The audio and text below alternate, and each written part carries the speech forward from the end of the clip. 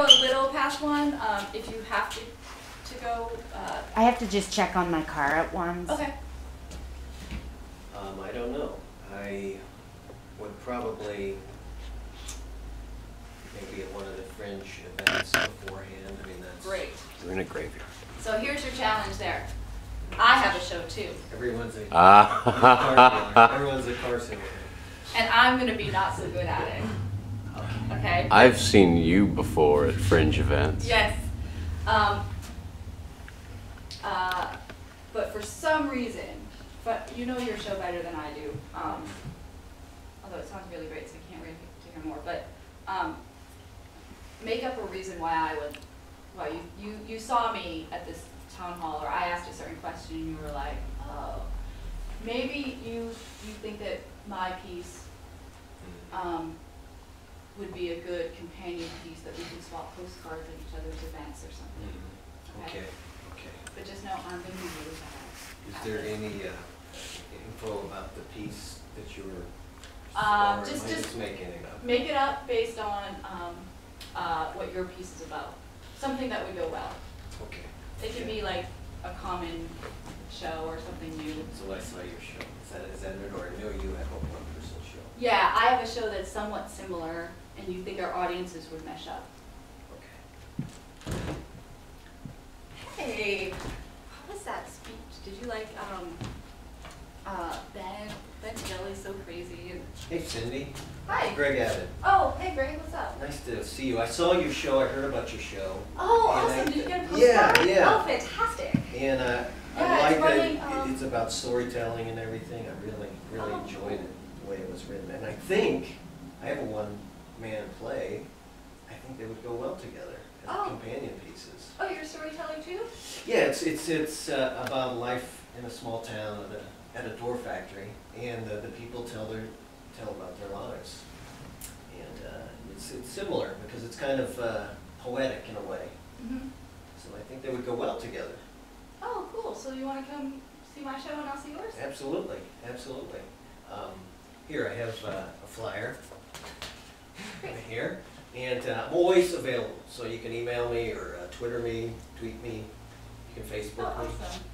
Love it. and let you get back to talking to your friends. So I just wanted to touch base. Okay. Now, joking aside, it's so weird being like purposely bad at. Yeah, I mean, unless someone directly asks, never follow up. Hi, yeah. with that. Yeah. But what is it? What is the story? What's the meaning of your? It's a small town in the hills, and it's has a door factory, and people there, for whatever reason, really have a poetic language about them. And Okay, so from that, I'm gonna think it's Ozarks or something. Is that true? It's either Uh, Ozarks or it's my hometown. Appalachia, maybe. So yeah. Okay. What happens? Well, there's a door factory, and then it closes, and so you see their perspective before, and then you see it after. Okay, how does their life change? Well, there's 6 characters, and they change in different ways. Some, it's devastated. What's the most extreme? Well, some people lose their lives, lose everything, and other people are motivated to go and look for things they wanted to do and didn't do. Okay, so the factory closing in this small town changes people's lives, better or worse, destructively or through adventure. Yeah, some it's the opportunity to do something different. Okay. And it's 6 people in your show. It's 6 characters. 6 characters, yeah. Okay. So, what's the story you like the best? Out of those, which one is the most? Oh no, you know what? My show's really dark and negative. Okay. What's the darkest ending for one of your characters? Well, let me see. Okay. People lose all hope and give up, and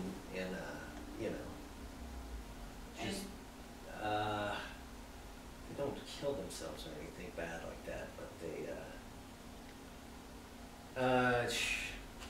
yeah, let me see. They just give up hope. That's the worst. Yeah, lose hope. Okay. Is there anybody in this room who doesn't know anyone from a small town who has lost all hope? Everybody knows somebody like that. Yeah. Everybody had that choice. Like Brett and Noah were saying before, you had that choice to go for what you wanted, Right. or just be like, I'm not gonna get up early on a Saturday, because, you know, Mm-hmm. why come to a workshop, it'll happen, or, I'm just making Yeah. it. But, so, if you, especially if you know that, like, my show or my interest, you heard me Yeah. talking about, like, Right. oh yeah, it's about all those, you know, all the people that stayed behind and never left, and Right. you know, my hometown, if you're not pregnant by 16, it's like an amazing, that's the rite of passage, you know. Mm-hmm. True. So, then you want to hook that in, like, oh, so there's Okay. these people that, you want to get to, like, right here, Oh, you know. okay. Yeah. There's these people who love the dark and like, oh wow, and then you have some positive. Yeah, that's true. And I'm already thinking of something that I missed. Yeah, and it's something like, and this should go to like your taglines, to like every way that you talk about your show. I'm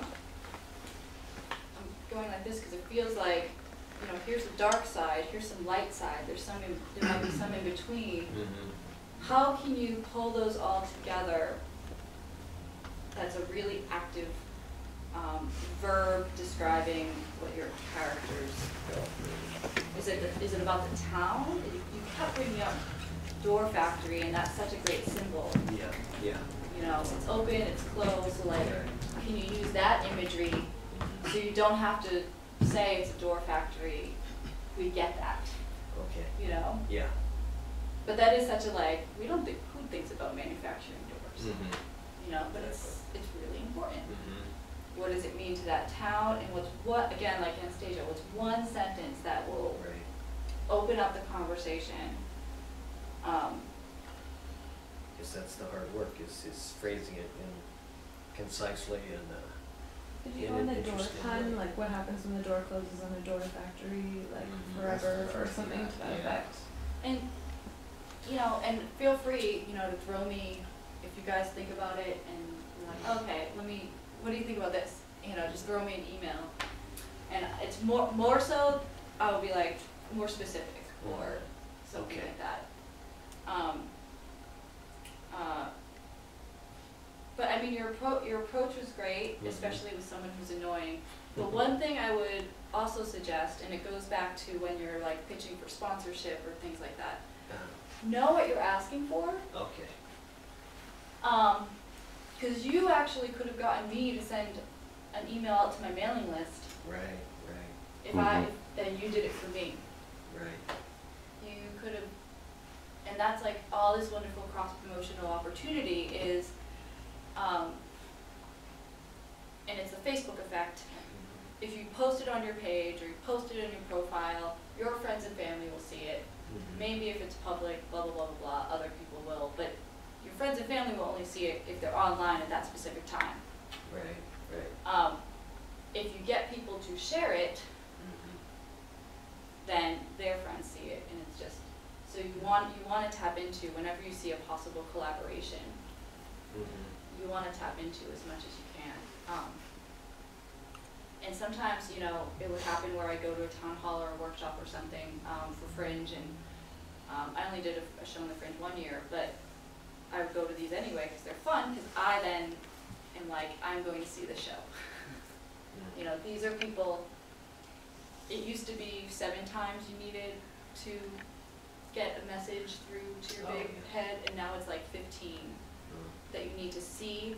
You need an impression, you need to see the show title, you need to see the graphic, you need to see something else to keep it, Mhm. so enough that I might say, oh, I'm gonna email Liz, or wait, who is that guy that I Mhm. met? Right, I need to talk to him. Okay. So, But it's really, I mean, it's hard to boil down the whole approach in one line, Yeah. but you need to have that basic Yeah. story. Because small town door factory, it's plot. It's not. Yeah. It's not the gut of it.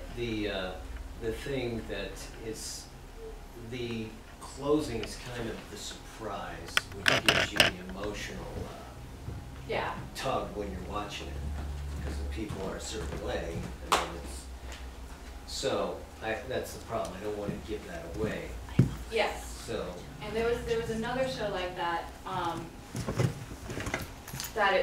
everything that happened leading up to that very, very surprise ending, it seemed like it was about this character, but the ending was about 9/11, and it was a total surprise, and basically this guy had been camping and, you know, communing with nature, and then he was like, what happened to the world? What's that? But it was about what he was going through during that time. So when you have a surprise ending, there's still a lot that happens, or Yeah. else it would be like beginning, middle, end, or the ending would be the show. right, So it's more about what was that world in stasis before. okay, I got it, it's just clicking in now. Yeah. It's Yeah. just- Cindy said something that connected with me more so than your blurb, was we all know these people. We all have these people in our lives. One of the reasons I love the show Slings and Arrows is I've worked with every single one of those archetypes of the characters in that show. We all have those people in our lives that have lost something and they shut down or they stand up. And what is it about your piece that makes that a different story? Like, you don't want to go, you're not dressing up, or you don't need a fancy gown to get your Prince Charming. You want to be poor because you think that's what he would want. That's what's different about it, you know? I was watching a 40s instructional video on plucking your eyebrows because I was looking up vintage videos, and like, okay, plucking your eyebrows is very different than fellatio, you know? So how can you use what we know, you know, use that feeling and that common bond we all have with this theme, this story, and then what's different? Yeah. Right. Yeah. Right. And yeah, Anastasia, while you're out, I was saying, like, you know, throw me an email with the info, with, you know, the sentence you might come up with. Oh, okay. Throw out ideas, and it could be different for different people, but if you can start, it's just like, I saw such a wonderfully visual, stunning show 2 nights ago. It was visually stunning, it was really beautiful, best masks I've seen in a long time. There just wasn't, there were very key plot points that I was like, what? Like, poetry is one thing, but stuff happens in poetry. Yeah. So, if you can know those little points that you want to hit on, then you just need to adjust for whoever you're talking about. Okay. It's a challenge. This It is is. my biggest fear, going up and, you know, selling yourself. This is my thing. Well, and again, it's that you also have that inhibitor of it's your piece. I wrote it, and I'm in it, and And the best advice I can give, which is so hard to take, is we just have to get over that, which is so difficult. But it's literally like, no, I have something to give. but I'm really proud of it. I mean, I've worked a long time, and, you know, I maybe shouldn't tell people that, but For me, that's a hook. Yeah, I was just about For to me, say that. that's a I've hook done of, other one-man shows, and I'm like, I don't know if I want, and I've done it, but this, I'm really proud of. that's also a hook because there is that danger of one-man show. Oh, God. Oh, there's multiple characters. Oh, God.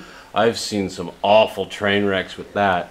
But that personal hook of, I'm really proud of this. And I'm really nervous and I'm really scared to put it up, but I'm so proud of it. Yeah.